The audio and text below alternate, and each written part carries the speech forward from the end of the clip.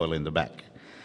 En el capítulo 17 de San Juan, en el verso 8, encontramos el quinto propósito de Dios para nuestras vidas y para nuestra iglesia.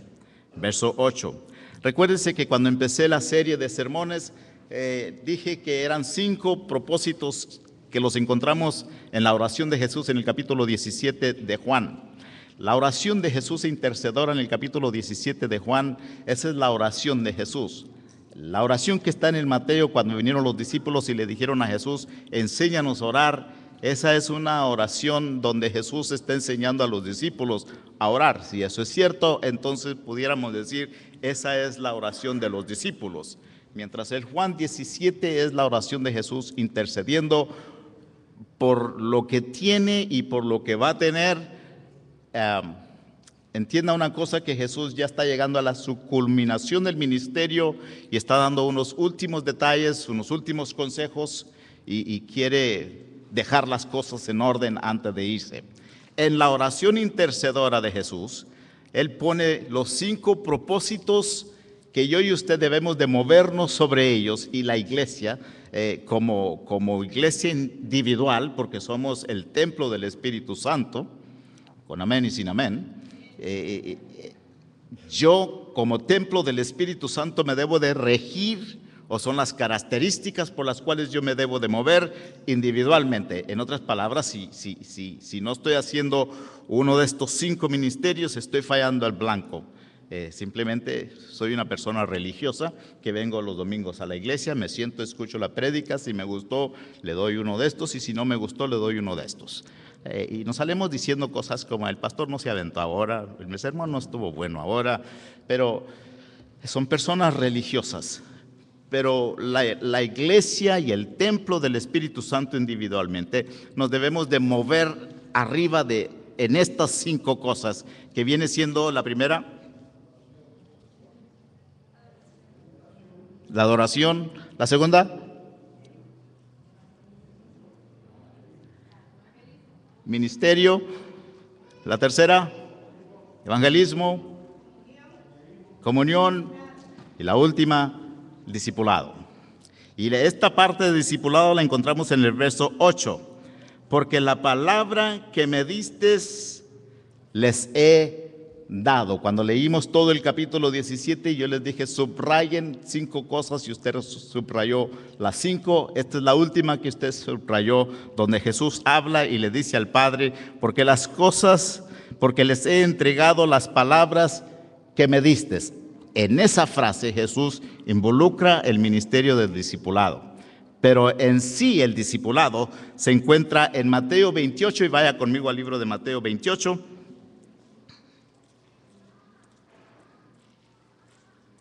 Capítulo 28, Mateo 28, verso 19. Un texto que usted ya debería de conocer de memoria.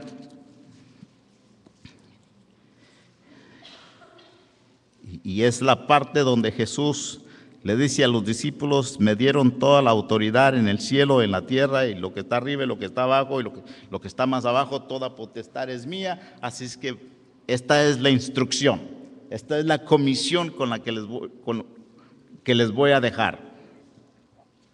En Mateo 28, 19, la última parte del verso la empieza diciendo, ir por todo el mundo, predicar el evangelio a toda criatura, pero la última parte donde dice, y enseñándoles que guarden todas las cosas que os he mandado.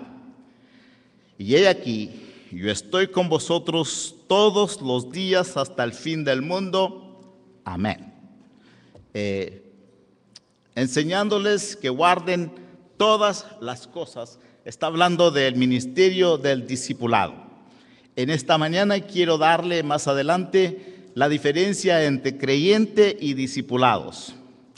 Usted tiene que entender que Jesús no nos mandó a ser creyentes, Jesús nos mandó a ser discípulos y no creyentes. Jesús no nos mandó a sacar gente de otras iglesias tampoco, ni cambiarnos de iglesia y llevarnos gente con nosotros tampoco.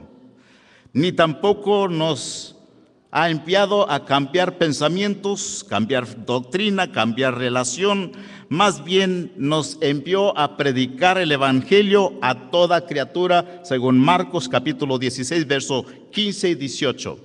Fuimos enviados a predicar el evangelio a toda criatura. Lamentablemente, la mayoría de las iglesias, incluyendo la nuestra, el gran crecimiento numérico de la iglesia son transferencias que se vinieron de aquella iglesia y vinieron a sentarse aquí. Se levantaron de aquella silla y vinieron a sentarse en esta silla. Se van de esta silla y se van a ir a sentar en aquella silla.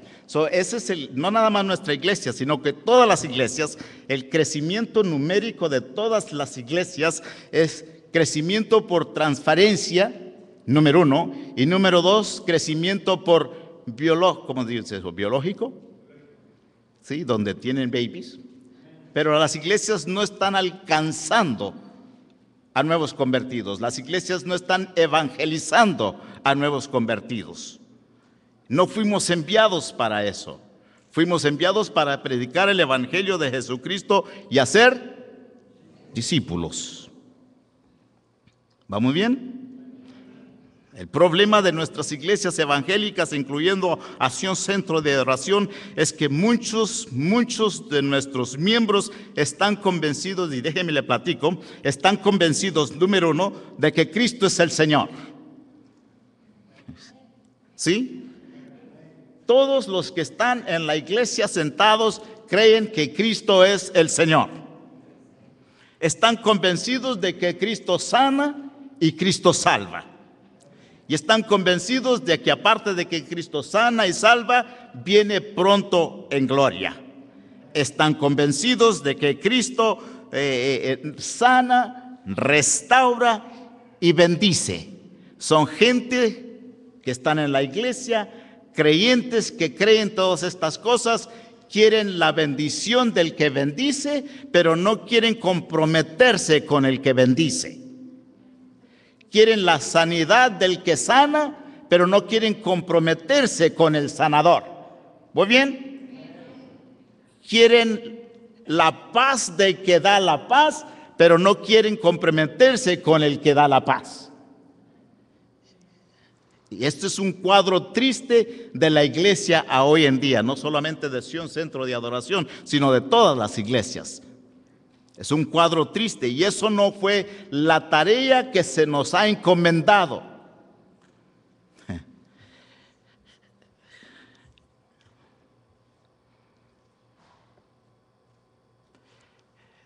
La mayoría de los cristianos dentro de las iglesias no están completamente comprometidos con el Señor. Para vivir una vida convertida totalmente.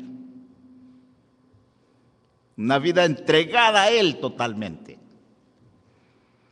Es por esa razón que usted ve personas en la iglesia ahorita y mañana no. Es la razón por qué muchos les es igual venir a la escuela dominical en la mañana e ir a la playa, es lo mismo. Domingo es día igual que lunes. Por eso hay mucha gente en la iglesia que a ellos les da mismo venir a la iglesia y no venir a la iglesia. Y ahora que estamos por el internet, que al cabo aquí lo miro por el internet, estamos cayendo en un resfriamiento y nos estamos alejando de la comisión que Dios nos ha entregado. No estamos cumpliendo con la tarea. Por poco se escribe en la pared, fuiste pesado en balanza y fuiste hallado falto. Déjeme decirle algo que no se oye muy bonito.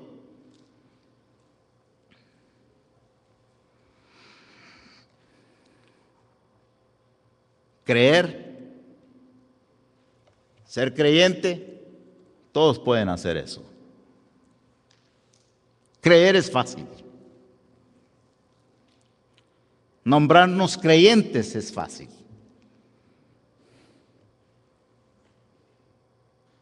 Dios no nos llamó a ser creyentes, Dios nos llamó a ser discípulos.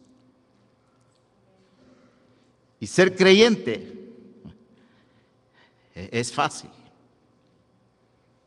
Cualquiera lo hace. Es más, de acuerdo a Santiago 2:19, dice que el diablo también cree. Me sale una pregunta. ¿Porque el diablo cree, deja de ser diablo? Sigue siendo diablo. Sigue siendo las de él. Y usted le pregunta, oye, diablo, ¿tú crees en Dios? Y él cree en Dios, y cuando usted le pregunta, él tiembla, porque él sabe quién es Dios.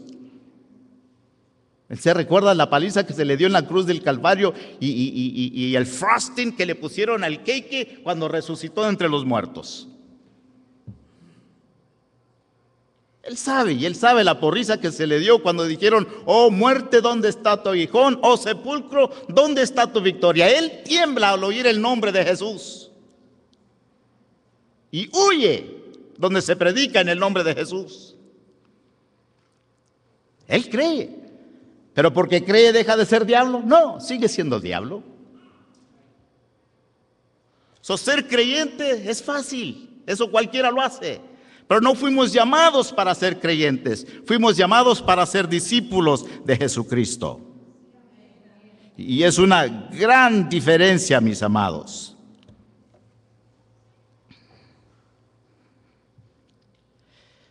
Creyentes son los católicos, los mormones, los testigos, los espiritistas son creyentes. Que el Señor reprenda al diablo, porque muchos de los que estamos aquí somos creyentes también, pero no discípulos. Déjeme darle la definición del creyente. Déjeme darle la definición del creyente.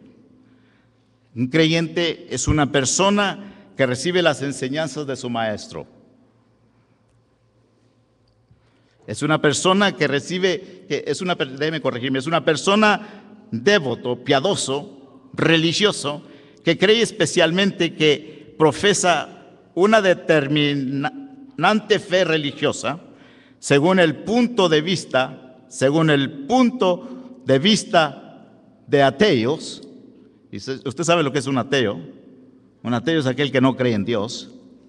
El punto de vista de un ateo, y voy a leerlo con respeto la definición de ellos, el punto de vista de ellos. El punto de vista del ateo es un creyente, es un tonto, un estúpido, un ignorante que cree en Dios. Ese es un creyente para un ateo. Pero déjeme darle el significado del discipulado. El significado del discípulo es una persona que recibe las enseñanzas de su maestro. Y no solamente las recibe para tener un conocimiento intelectual, sino las recibe para poner en práctica lo que ha aprendido y vivir conforme a su maestro.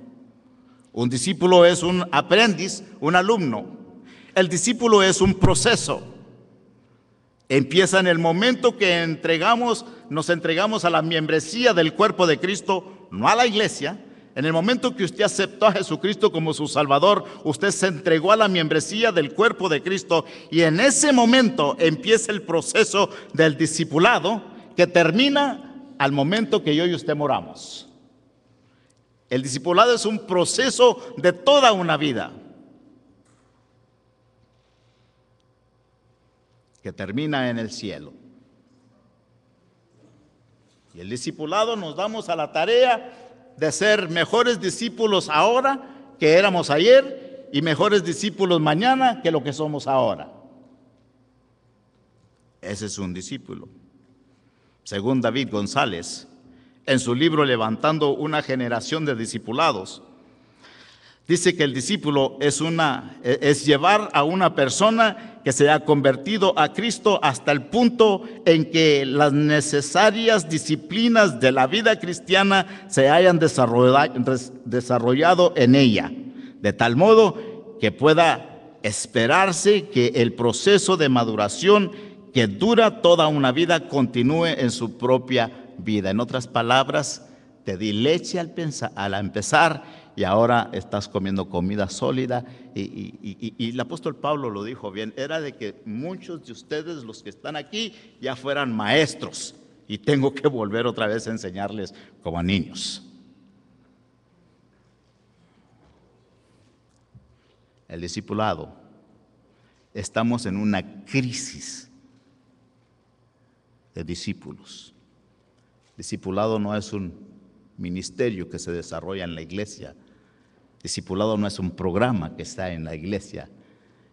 El discipulado es un estilo de vida, un proceso, hasta que lleguemos a la estatura perfecta de aquel varón perfecto, que su nombre es Jesús. Usted fue hecho para una misión. Yo fui hecho para una misión. La tarea por la cual Dios nos ha llamado en este mundo es nuestra misión. El privilegio maravilloso de proclamar a otros la realidad de nuestra relación con Dios. Necesitamos ser cristianos de integridad y vivir una vida equilibrada. Es un privilegio, es un privilegio, es una bendición decir lo que Dios ha hecho con nosotros y vivir como Él vivió.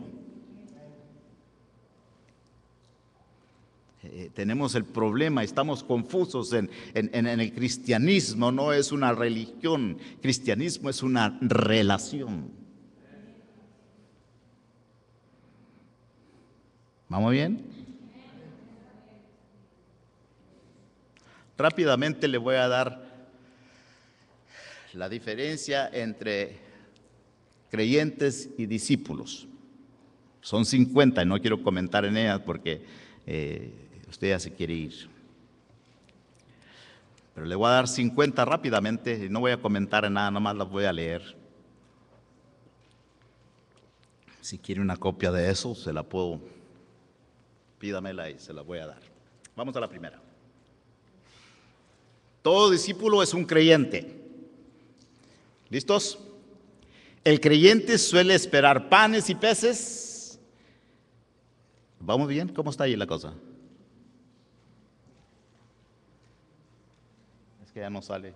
Allá no sale. Déjeme voltearme. El creyente suele esperar panes y peces. El discípulo es un pescador. Número 2. El creyente lucha por crecer. El discípulo por producirse. Una cosa es crecer, otra cosa es producir. Número 3. El creyente se gana, el discípulo se hace. Número 4. El creyente depende en gran parte de los pechos de la madre. El discípulo está destetado para servir. Primera de Samuel 1, 23 y 24. Número 4, 5. Vámonos. El creyente gusta del halago, el discípulo del sacrificio vivo. El creyente entrega parte de su ganancia, el discípulo entrega parte de su vida. ¿Está viendo eso? Dame el 6 para atrás. El creyente entrega parte de sus ganancias, el discípulo entrega parte de su vida. Número 7. El creyente puede caer en la rutina, el discípulo es revolucionario. El creyente busca que le animen, el discípulo procura animar. El creyente espera que le asignen tareas. Déjame leerlo otra vez, despacito. El creyente espera que le asignen tareas. El discípulo es solícito en asumir responsabilidades. ¿Vamos bien? Número 10. El creyente murmura y reclama. El creyente murmura y reclama. El discípulo obedece y se niega a sí mismo. El creyente suele ser condicionado por las circunstancias. El discípulo aprovecha las circunstancias para ejercer su fe. Qué lindo está eso. Número 12. El creyente reclama que le visiten. El pastor no me visita. El creyente reclama que le visiten. El discípulo visita. El creyente busca en la palabra promesas para su vida.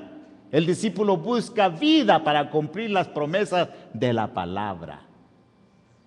Disculpe, la tecnología está aprovechándose ahí. Vamos. El creyente es yo. El discípulo es ellos. El creyente se sienta para adorar. El discípulo le anda adorando. Dame el 15. El creyente se sienta para adorar. Le hubiera puesto ahí en los domingos. El discípulo anda adorando lunes, martes, miércoles, jueves y viernes, sábado y domingo. El creyente se sienta para adorar, el discípulo anda adorando. El creyente pertenece a una institución. El discípulo es una institución en él mismo. El creyente, la unión del Espíritu Santo es confirmación y meta. El discípulo es medio para lograr la meta de ser testigo eficaz a toda criatura. Qué lindo. Vámonos recio. El creyente vale para sumar, el discípulo para multiplicar. Los creyentes aumentan la comunidad, los discípulos aumentan las comunidades. Los discípulos de la iglesia primitiva trastornaron el mundo. Los creyentes del siglo XXI están trastornados por el mundo. Dale para atrás. ¿La entendieron o no? Parece que yo no la entendí. Dame la 20 para entenderla yo. Los discípulos de la iglesia primitiva trastornaron el mundo. Y la gente lo dijo, ¿no? Estos que andan hablando de Jesús vienen a trastornar nuestro mundo. Del libro de Hechos. Los creyentes del siglo XX, para atrás, los creyentes del siglo XXI, esos somos nosotros, ¿sí lo sabía? Los creyentes del siglo XXI están trastornados por el mundo. A ellos les da lo mismo. Esto es lo que yo no entiendo. Esto es lo que Dios tiene que venir a tratar con la iglesia. Y Dios tiene que venir a dar una cachetada, pero cachetada a la iglesia para que despierte donde hemos caído. Vamos adelante. Los creyentes esperan milagros. Los discípulos obran milagros. El creyente es ¿qué es eso? Ahorro. El discípulo, una inversión. Los creyentes destacan llenando el templo. Los discípulos se hacen para conquistar el mundo. Gloria. Los creyentes suelen ser fuertes como soldados acuatralados. Los discípulos son soldados invasores. El creyente cuida de las estacas de su tienda. El discípulo ensancha el sitio de su cabaña. El creyente hace hábitos. El discípulo rompe los moldes. El creyente sueña con la iglesia ideal. ¿La están leyendo? El creyente sueña con la iglesia ideal. El discípulo se entrega para lograr la iglesia real. La meta del creyente es ganar el cielo. La meta del discípulo es ganar almas para el cielo. Dice, ¿vamos bien o no vamos bien? Igual mi papá decía una ilustración, una historiecita de un hombre que llegaba a la iglesia y todo el tiempo se le ponía un petate, así se llama el petate que tienen para acostarse. Y todo el tiempo yo nomás llegaba y ponía su petatito ahí, se acostaba a dormir y el pastor lo veía dormido y nomás se acababa el servicio, doblaba su petate, se lo ponía en el rack, se iba caminando y se iba. Y el otro domingo lo mismo. Y un día el pastor ya se colmó y le dijo, necesito hablar contigo.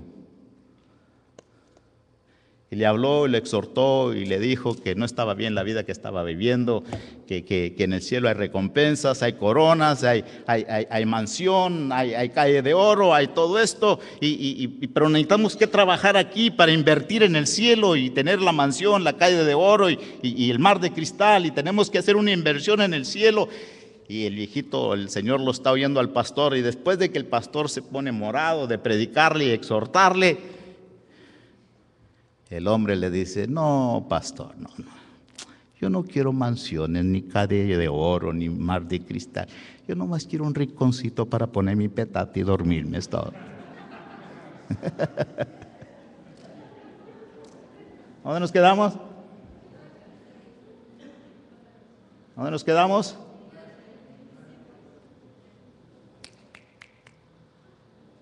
El creyente, no, nos quedamos en el otro, ¿no?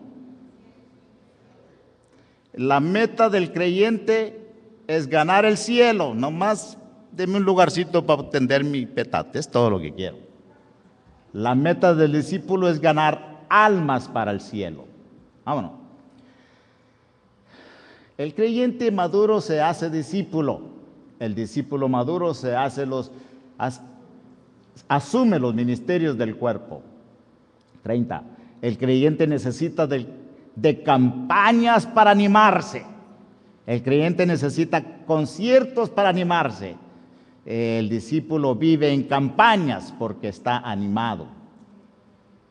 El creyente espera un avivamiento.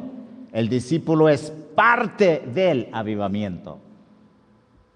El creyente agoniza sin morir. El discípulo muere y resucita para dar vida. El creyente aislado de su congregación se lamenta de no tener ambiente. El discípulo cría ambiente para formar una congregación.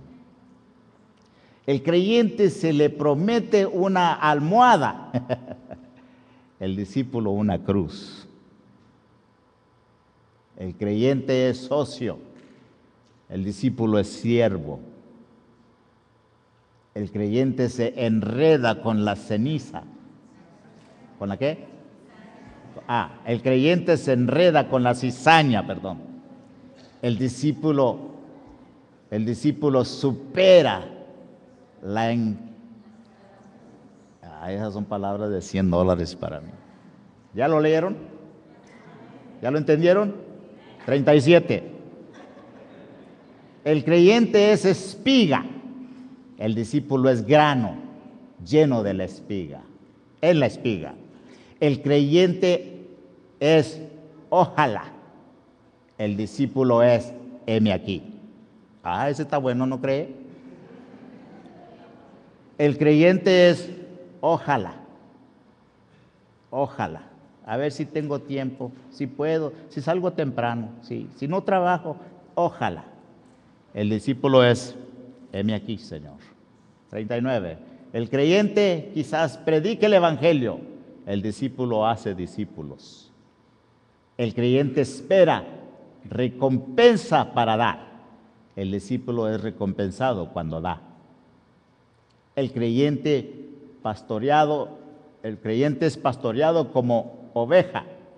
El discípulo apacienta los corderos. El creyente recibió la salvación por la cruz de Cristo. El discípulo toma su cruz cada día y sigue a Cristo. El creyente espera que oren por él. El discípulo ora por los demás. El creyente se congrega para encontrar al Señor. El discípulo trae la presencia del Espíritu Santo. Al creyente le es prédica, ¿o qué es?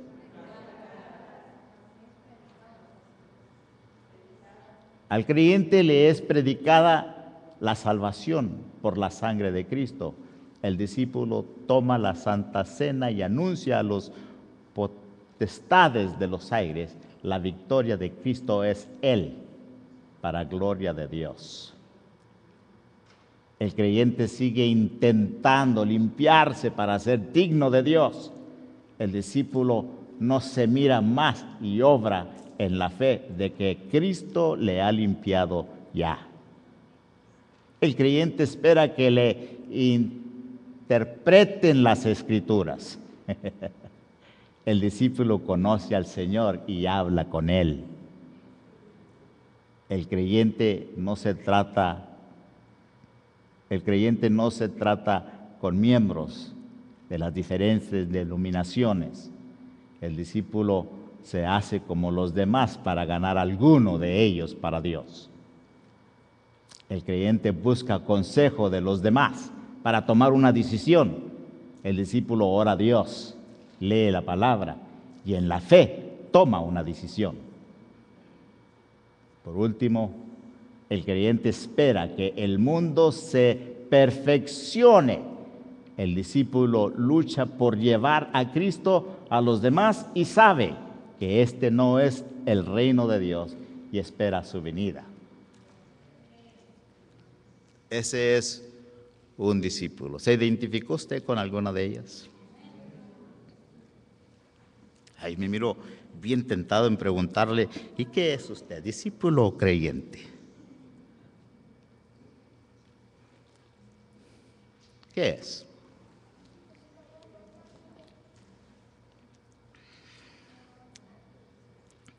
Yo le voy a decir una verdad. Y ahí le va.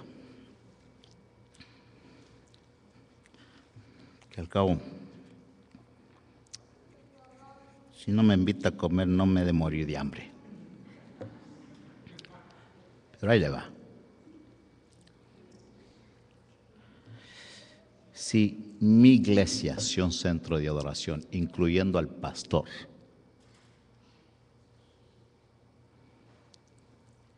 fuéramos una iglesia de discípulos y no de creyentes, ya no cupiéramos en esta iglesia. Y para acomodar la gente tuviéramos más de 1 o 2 o 3 servicios. Con amén y sin amén. Y yo sé que me están viendo muy curioso, pero doy gracias a Dios que no puedo ver sus caras por esa luz que está ahí.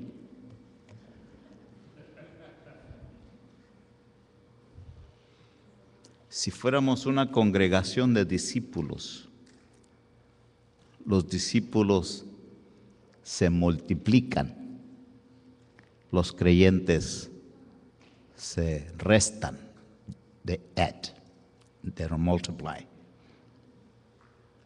Y si fuéramos una iglesia de discipulado,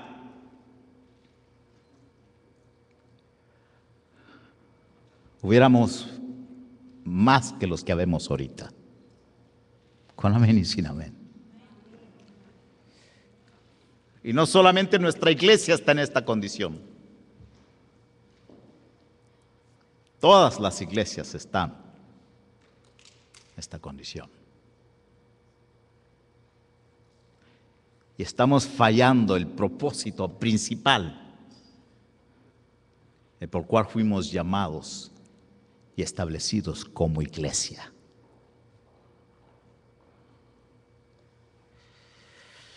Tres características de un discípulo. Todo discípulo se debe caracterizar por llevar frutos para el Señor. Característica número 1. En un discípulo, si somos discípulos, debe de haber fruto de arrepentimiento. Un fruto de arrepentimiento. La palabra la estudiamos este miércoles, ¿no? Los que fueron a la célula. ¿Qué quiere decir arrepentimiento? ¿Nadie fue a la célula? La estudiamos este miércoles en la célula. Arrepentimiento quiere decir un cambio de mente. Iba caminando para allá, ahora voy caminando para acá. Y iba con la multitud, ahora voy en contra de la corriente. Y en el discipulado, dentro de la vida de la persona, debe de haber frutos de arrepentimiento. Mateo capítulo 3, verso 8 se nos dice hacer frutos de arrepentimiento, frutos de cambio de mente. En otras palabras, debe de haber una diferencia de lo que eras y de lo que ahora es. Esto significa que delante de todos los hombres yo debo demostrar quién soy, que soy verdaderamente seguidor de Jesucristo. Discípulo del Señor, que no exista ninguna duda donde yo llegue y donde yo esté, que soy discípulo de Jesucristo. Y no porque yo lo digo, sino porque lo vivo. Característica número 1 es debemos de dar frutos de arrepentimiento.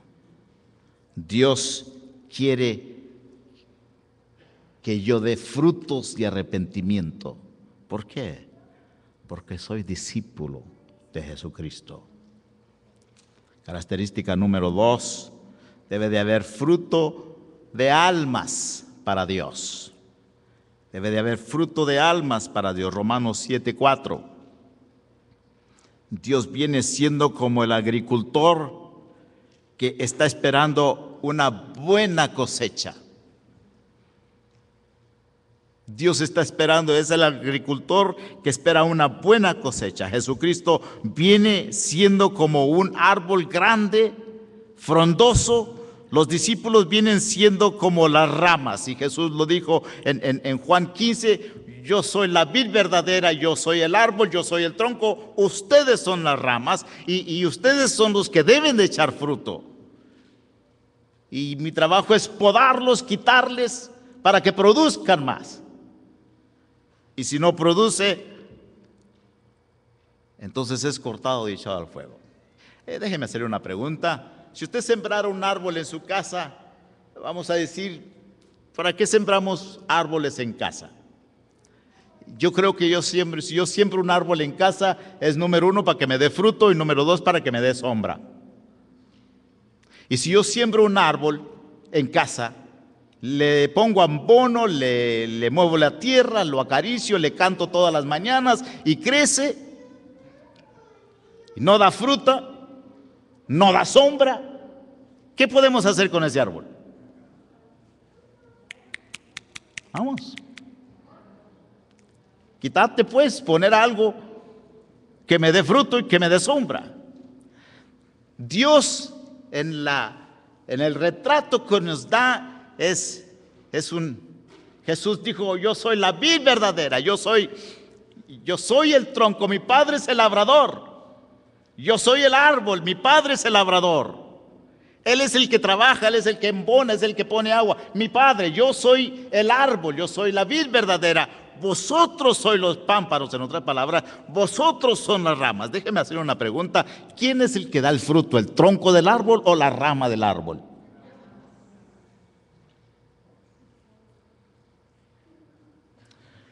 El otro día mi suegro tiene un árbol de toronjas y enseguida el árbol de toronjas tiene un higo. Y a mi esposa le gustan mucho los higos. Y a mero arriba, dijo mi suegra cuando llegué, ahí te tengo el árbol y ya dio higos y ya está uno maduro y quiero que lo pisques porque son las primicias y quiero dárselos a mi hija. ¿Está bien? Y salgo para afuera y ella sale conmigo y me dice, ¿lo ves allá donde está? Y toca que el miserable higo está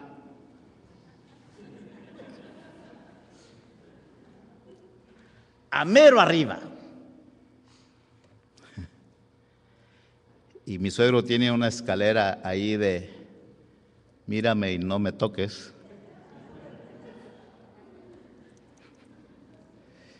Y ya voy para arriba y ni cómo quebrar la rama, porque ya está la suegra viéndome, y ahí voy para arriba y me voy subiendo. La suegra con cuidado, cuídate, no, cuidado mijo, y yo temblando.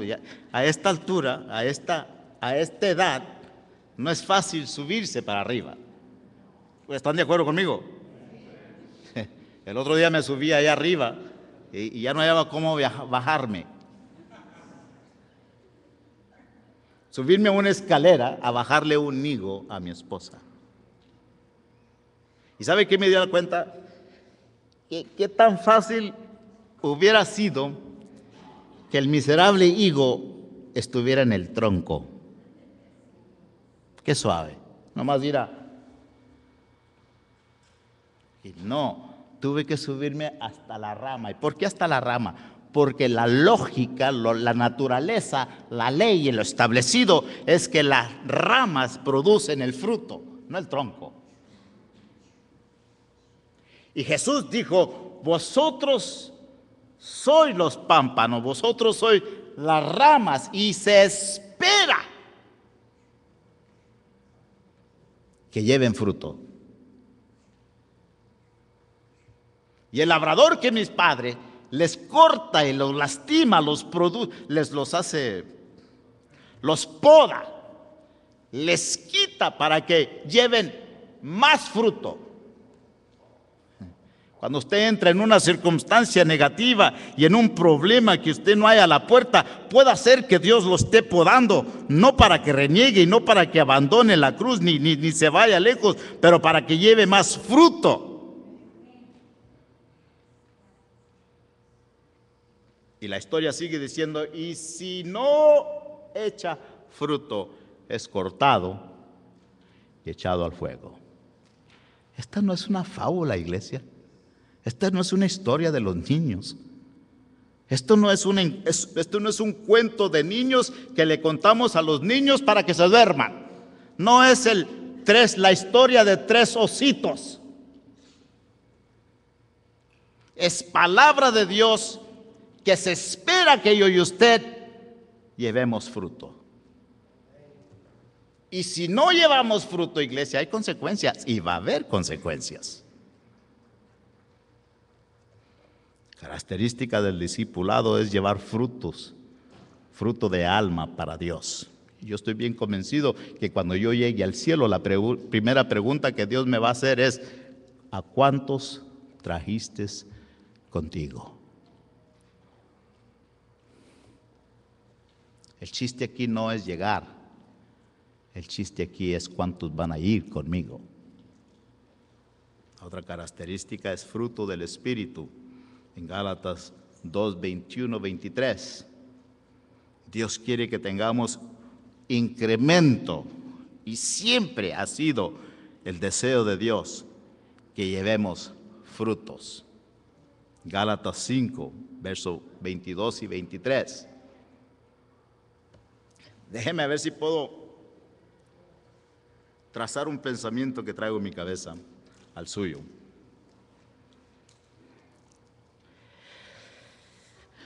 Yo y usted somos discípulos de Jesús. Bueno, debíamos de ser discípulos de Jesús. Las características del discipulado, del discípulo, es llevar frutos. De acuerdo a Gálatas 5, 22 y 23. El apóstol escribiendo dice, más el fruto, dame para arriba un poquito, donde dice el fruto de la carne.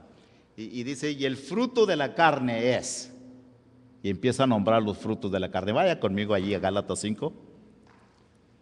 Hablé un poquito de esto en la célula que estuve el miércoles. Dame los frutos de la carne. Dame para arriba, por favor. Y manifiestas son las obras de la carne, que son adulterio, fornicación, inmundicia, insolución, síguele. Idolatría, hechicería, enemistad, pleitos, celos, iras, contiendas, disensiones, herejías, envidias, homicidios, borracheras, banqueteos y cosas semejantes a estas, son las cuales os denuncio, como ya os he anunciado, que los que hacen tales cosas no heredarán el reino de los cielos. En otras palabras, hay una diferencia entre esto y hay una diferencia entre esto. Nosotros no fuimos llamados a producir esto, fuimos llamados a producir esto y estamos adelante. Y el fruto del Espíritu es caridad, gozo, paz, tolerancia, benignidad, bondad, fe, mansedumbre, templanza. Contra tales cosas no hay ley. Y esa es la diferencia del creyente y del discípulo. Ahí le va.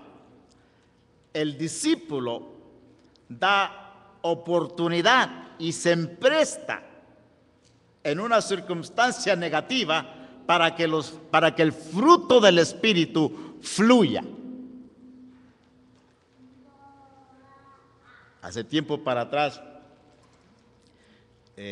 yo estuve en una circunstancia negativa. Y hay una parte de mí que estaba bien enojado. Hay una parte de mí, lo Villarreal, ¿sí? Lo Villarreal. A ustedes se les sube lo Cantú, lo Dávila, a mí se me sube lo Villarreal. Y son de esos momentos que ¿por qué soy pastor? ¿Por qué soy pastor? ¿Por qué soy cristiano? Es en estos momentos donde expreso mi sentir y le doy vuelo a lo que soy. Especialidad cuando nos acusan de cosas que no son, no nos cumplen lo que nos prometieron. Y cuando llegamos a ese punto, yo y usted escogemos a qué le vamos a dar oportunidad: al fruto de la carne, al fruto del Espíritu. No hay tal cosa de que el diablo me hizo hacerlo. The devil made me do it. Eso no es cierto. El diablo te la presentó, pero tú escogiste. Y en ese momento tú determinas: actúo como creyente porque los creyentes son los de arriba, o actúo como discípulo. En ese momento. Y muchas veces nos hemos encontrado en ese momento donde yo tengo que determinar cómo voy a obrar en esto. Y mi obra y mi decisión y mi acción tiene que honrar a Dios. ¿Es justo? No, no es justo. ¿Usted considera justo lo que le hicieron a Jesús en la cruz? No. Pero somos sus discípulos. Y yo me he dado cuenta que cuando el discípulo de Jesús se calla la boca, su maestro pelea sus causas. Posible no la vaya a pelear como tú quisieras que la peleara, que cayera fuego del cielo y los consumiera, pero Él te va a honrar. Porque somos sus discípulos. Es en ese momento donde necesitamos obrar. ¿Quién agarra la gloria aquí? ¿La carnalidad o el espíritu? Déjame terminar con esto. Al comenzar el proceso de discipulado en nuestra vida al empezar el proceso de discipulado en nuestra vida comienzan a suceder cosas hermosas. Cuando usted empieza a desarrollar el discipulado en la vida suya, al paso de los tiempos, se va notando en nosotros.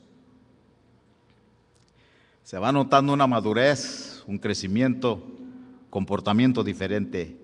Ya no somos cristianos, ahora somos discípulos. El discípulo, cuando usted empieza a madurar y cuando usted empieza a crecer, déjeme darle rápidamente ya para callarnos y irnos. Comenzamos a creer. Empezamos a crecer para acercarnos a la estatura de Jesucristo. Efesios 4:17. Cuando usted desarrolla el discipulado en la vida suya, usted empieza a crecer para llegar a la madurez, a la estatura del varón perfecto que es Cristo Jesús. Efesios 4:17, hasta que todos lleguen a la unidad de la fe y al conocimiento de Jesús, del Hijo de Dios, a un varón perfecto a la medida y a la estatura de la plenitud de Dios, de Cristo. Cuando usted empieza el discipulado número 2, deja al lado las cosas de niños. Cuando usted empieza su discipulado y usted vive como un discípulo, usted deja las cosas de niños. Primera de Corintios capítulo 14, verso 20. Amados, no seáis niños ni el modo de pensar, sino sed niños en la milicia, pero maduros en el modo de pensar. Ya no somos niños, ya somos adultos. Ya que el hermano no te saludó, no te debe de ofender. El que el hermano habló de ti no te debe de ofender. Ya somos maduros, ya crecimos. Este asunto es de niños. De que no me saludó y que me ofendió y que habló de mí. Eso es de niños.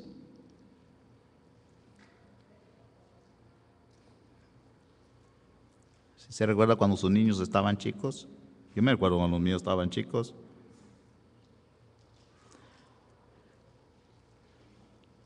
Dad, Marie me llamó gallina. ¿Y eres gallina? No, entonces.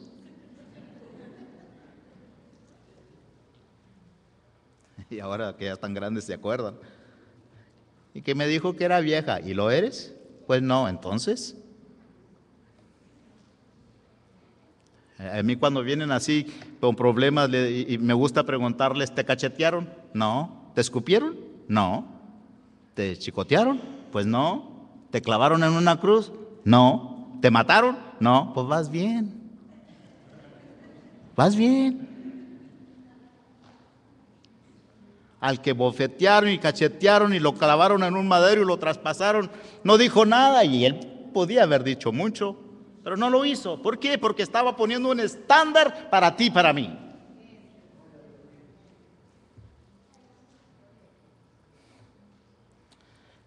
Cuando entramos al discipulado, esperamos alcanzar aquello por la cual Dios nos alcanzó. Cuando entramos al discipulado, empezamos a conocerlo más como Él es. Cuando entramos al discipulado y practicamos el discipulado, comenzamos a comprender todos los santos, la dimensión de quién es Jesús.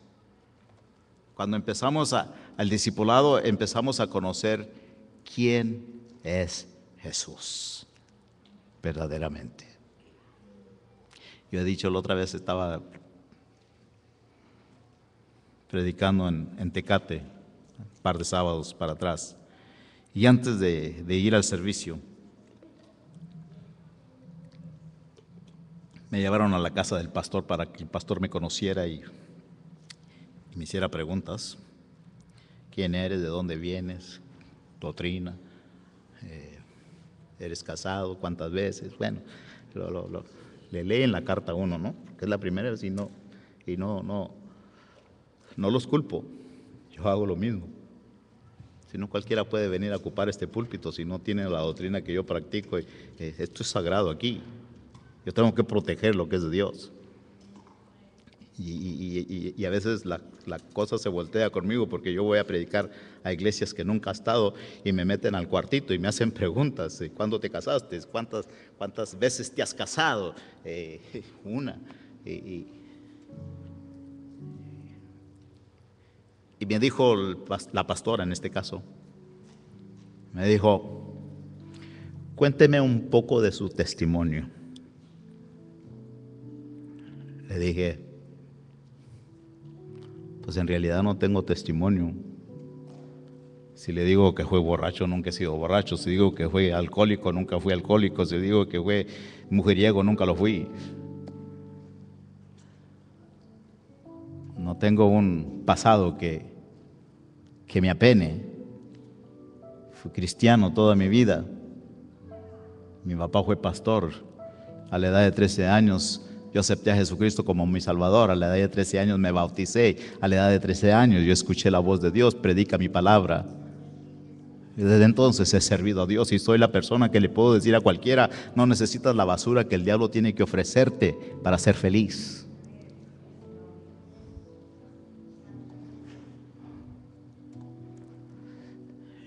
Y luego le digo, Pero sí es importante que le diga esto, que cuando yo estaba joven, yo servía a Dios, es cierto, pero no porque le amaba, pero porque le tenía miedo.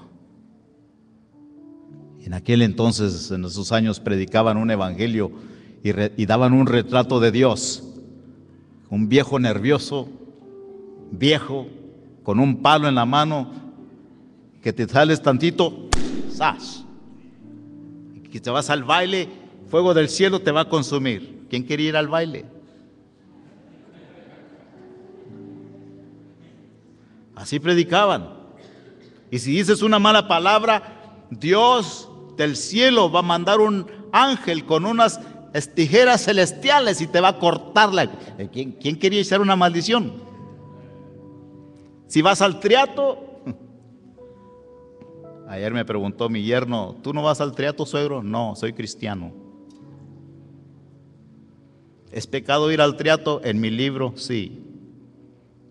Ustedes hagan lo que quieran. Cuando estaba joven, yo servía a Dios porque le tenía miedo, pero no fue en mi vida adulta que vine a conocer a Jesús. ¿Por qué? Porque me gradué de creyente a discípulo. Y cuando entré al discípulo, me di cuenta verdaderamente quién es Dios y quién es Jesús. Y empecé a valorar en mi vida personal el sacrificio que Cristo hizo en la cruz del Calvario. Todo voluntariamente por salvarme a mí. Y cuando usted practica el discipulado y usted vive la vida del discípulo, no solamente honra a Dios, no solamente está cumpliendo los propósitos de Dios para la iglesia, usted viene a conocer verdaderamente quién es Dios. No solamente la dimensión de su amor, la profundidad de su amor, no solamente viene a conocer el verdadero amor de Dios, pero viene a conocer el poder de Dios. Y ya no lo dice porque lo oyó de alguien, que para Dios todas las cosas le son posibles. Ya no lo dice porque lo leíste, para Dios todas las cosas le son posibles. Ahora lo dices porque eres un discípulo de Jesucristo y lo has experimentado en tu vida. De que para Dios no hay nada imposible y para el que cree todas las cosas le son posibles. Porque somos discípulos de Jesucristo. Cuando tú vienes a tener esa relación con Dios de maestro y discípulo, empiezas a conocer a tu maestro y empiezas a vivir con Él y caminar con Él, actuar como Él y moverte como Él. Por eso en Antioquía los discípulos les llamaron por primera vez los cristianos, porque caminaban como Él, hablaban como Él, apestaban como Él, actuaban como Él, hacían lo que Él hacía.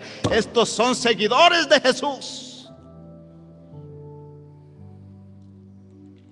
Yo y tú venimos a practicar el discipulado y practicar el propósito hermoso que Dios nos ha dado. Llegamos a conocer a Dios y no dudamos absolutamente nada de Él. Y la pregunta para cerrar: ¿qué eres? ¿Discípulo o creyente? Las iglesias están llenas de creyentes.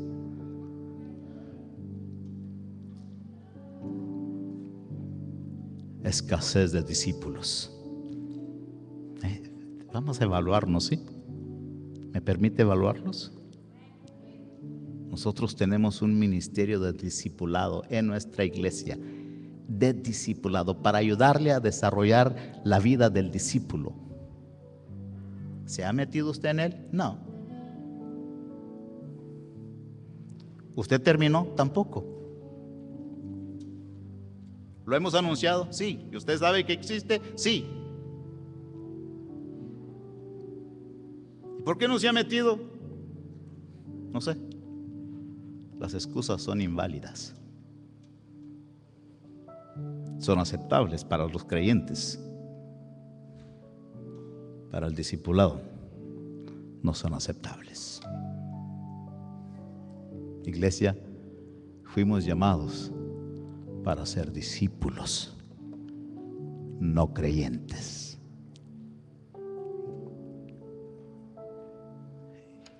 Discípulo es aquel que aprende de su maestro y aplica lo enseñado a su vida personal y se produce en otros.